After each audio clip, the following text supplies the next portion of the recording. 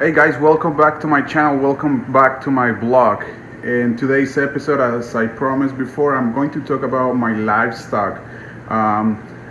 So I thought about making this video in a two-part video because it's a lot to cover and I want to get into a little bit of detail in the stuff that I have.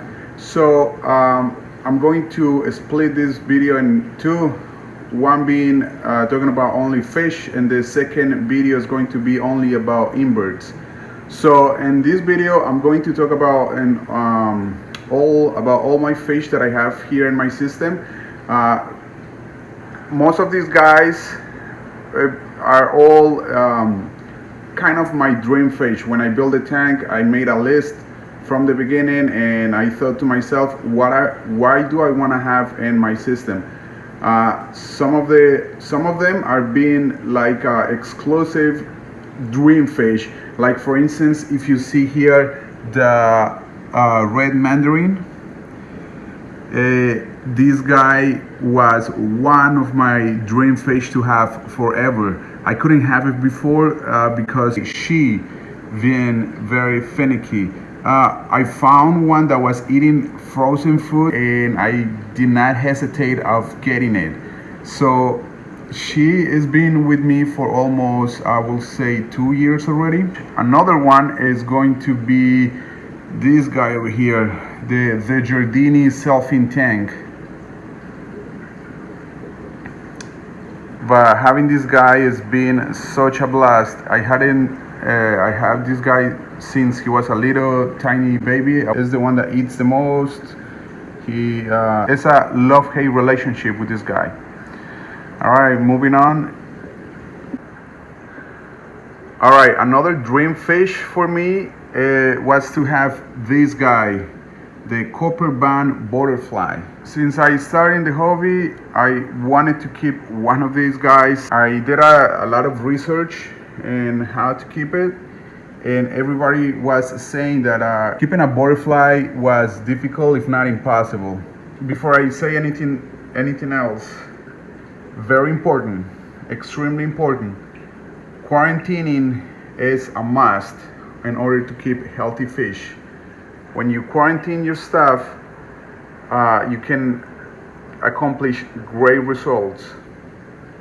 This guy is an example of that. And what I did is I quarantined this guy, and he wasn't eating frozen food, so I started giving him brine shrimp. I start with brine shrimp, then I mix it up with live bloodworms, and eventually I mix that up with mysa shrimp. So I did the transition little by little, and at the end he got accustomed to eating brine shrimp, live brine shrimp, and live bloodworms to eat frozen mysa shrimp.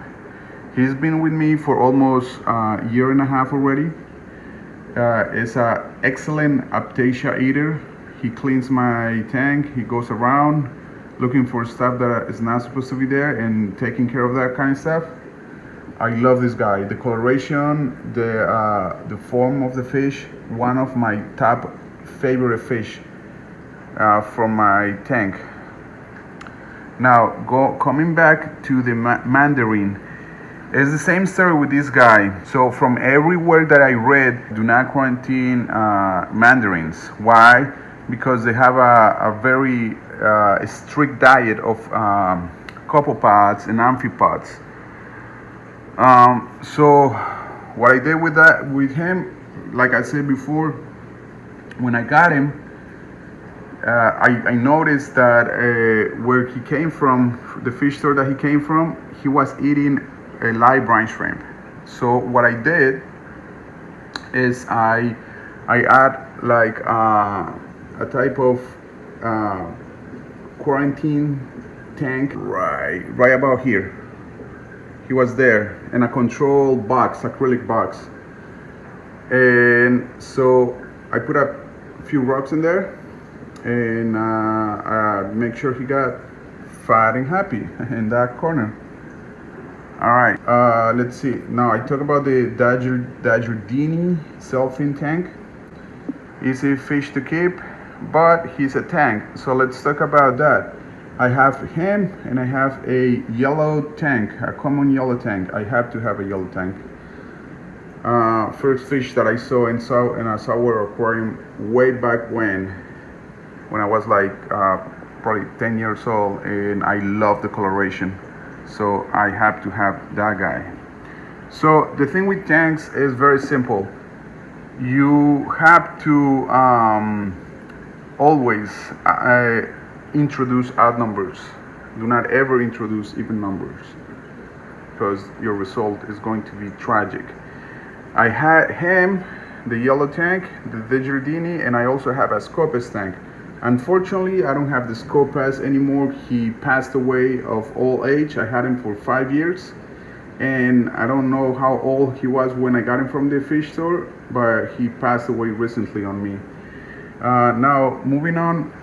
All right, the Hippo tank. This guy is a little bit controversial to talk about because everybody says he grows so big so fast. Well, it all depends on the size of tank. My system is a 120. He has grown, or she, I don't know. He has grown a lot since I got him. When I got him a year ago, it was half of that size. But nevertheless, if it becomes a point that I can't keep him anymore, I have to unfortunately take him out. He makes a very nice addition to the system. The blue color is beautiful, but also it's a little bit picky. And once again, all that stuff falls into the good quarantine. If you can quarantine your fish will thrive. Okay, next one is this little guy over here, Coral Beauty. This is my oldest fish in this tank, dating from my previous tank, which was a Red Sea, I don't know the brand, but it was 30 gallons, all-in-one Red Sea system. He came from that tank. He's doing fantastic in this system. Nips, I see him. Some people say that some angels are 50-50 chances of him start tasting coral. Nipping on my devil hand and also on my psoas. Just here and there, nothing crazy, but I have seen that. So hopefully it doesn't go more than that.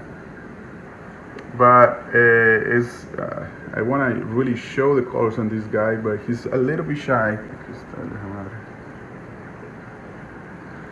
All right, let's talk about my clownfish. So these two guys are a mated pair, CLARKI clownfish. They are from Africa. Reason why I choose to go with CLARKIs is because they are very prone to get into the anemone.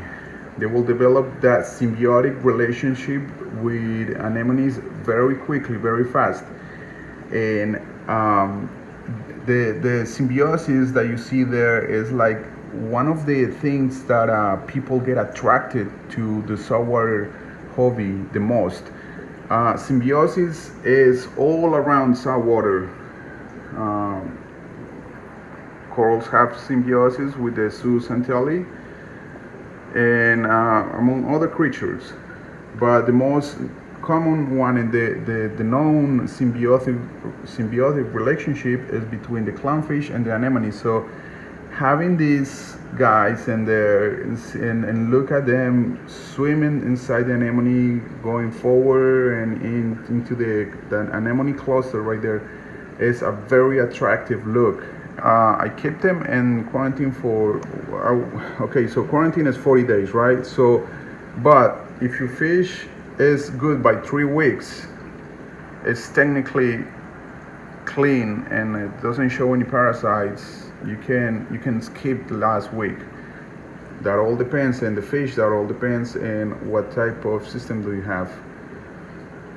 Okay. Alright guys, so feeding my fish. So here's an example of what I do and use to feed my fish.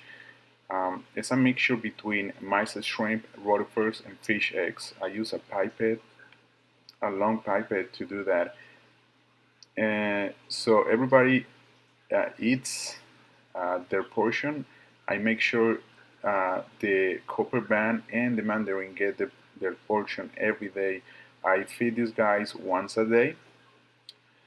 Usually I try to mix it up with dry food as well, not too often. I prefer frozen. Also the tanks, they get their veggies with the dry seaweed 3 times a week. So it's when I do this stuff, I make sure everybody gets their portion. I don't want anyone to be left out. Feeding the mandarin is very tricky. I couldn't do it here because I needed my 2 pipettes. So here is a small example of how I feed my fish, guys. Thank you. See you in a minute. Alright guys, so here is an example of my quarantine system. So right now I have 2 fish in there. They are in week number 3. One is the mimic yellow tank. The other one is a radiant wrasse. So these 2 guys are doing fantastic, eating and behaving very well. So observation is a key element when keeping all this stuff, and also pay close attention to the fins, gills, eyes. If you see, I mean, any type of odd thing on them is most likely a type of parasite. So stuff that shouldn't be there. Right now what I'm keeping these guys on is copper, a very low dosage of copper, and I usually do the full 40 days. Feeding my quarantine. So I'm using the same mixture as the main display. Fish eggs, rotifers, and mice shrimp. So this is a very important step in the quarantine process. I do want to see them eat the stuff that I offer them, and it's very important for me to see if they like the food, if they're curious about the food. So this step is very, very important. These guys get fed once a day, and as you can see, both of them are eating very well. Usually the wrasse eats more than the tank, believe it or not. So that was a small example of the quarantine feeding. Thank you guys. Alright, thank you so much for watching my video. To conclude, I would like to say that quarantining is a very important factor when keeping fish, especially in the saltwater hobby. All the fish that I have, they are being thoroughly quarantined, and I can be very confident that they will be with me for many years to come. If you guys like this kind of stuff, if you want to support me, please don't hesitate of give me a like and subscribe, and also tell me what you like, what you didn't like, and tell me what can I do to improve myself. All right, guys, so thank you so much one more time, and see ya in the next video. Bye bye.